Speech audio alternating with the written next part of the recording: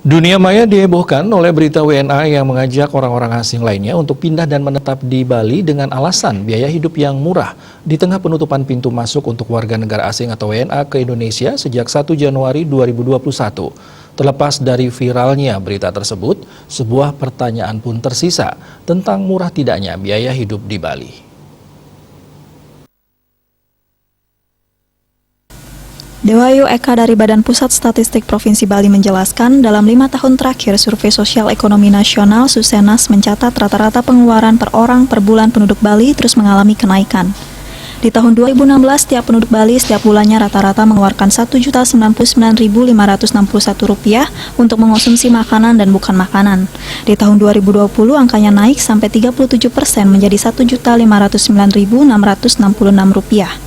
Data tahun 2020 tersebut pencatatannya memang dilakukan pada bulan Maret 2020, merujuk pada kondisi pandemi COVID-19 yang belum begitu dirasakan. Sebagai catatan, besaran rupiah untuk konsumsi setiap penduduk ini hanya mencakup komoditas yang benar-benar dikonsumsi oleh rumah tangga. Untuk konsumsi komoditas bukan makanan, sedikit berbeda pencatatannya dilihat dari kemasan yang telah dibuka dalam referensi waktu tertentu. Misal, jika rumah tangga Rabu menggunakan setengah bungkus dari deterjen dalam referensi waktu tertentu tersebut, maka pengeluaran konsumsinya adalah 1 bungkus deterjen. Selanjutnya, pengeluaran konsumsi setiap rumah tangga dibagi sejumlah anggota rumah tangga untuk memperoleh rata-rata pengeluaran per kapita. Kembali ke besarnya rata-rata pengeluaran setiap penduduk, menjadikan Bali masuk ke dalam 6 besar provinsi dengan pengeluaran tertinggi di Indonesia. Di tahun 2020, Bali berada di posisi ke-6 provinsi dengan rata-rata pengeluaran per kapita per bulan tertinggi, 1 tingkat di bawah Provinsi Banten. 4 provinsi lain yang berada di atas Banten adalah Kalimantan Utara, Kalimantan Timur, Kepulauan Riau, dan yang tertinggi adalah DKI Jakarta. Di tahun 2019, Bali menempati posisi ke-7 provinsi dengan rata-rata pengeluaran per kapita per bulan tertinggi di Indonesia.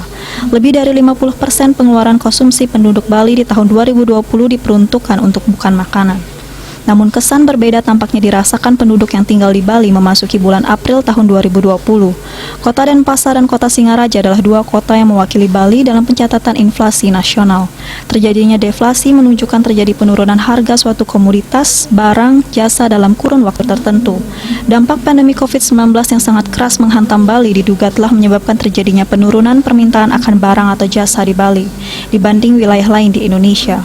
Biaya hidup di Bali tidak bisa dikatakan murah meskipun juga bukan yang tertinggi. Bali Post melaporkan.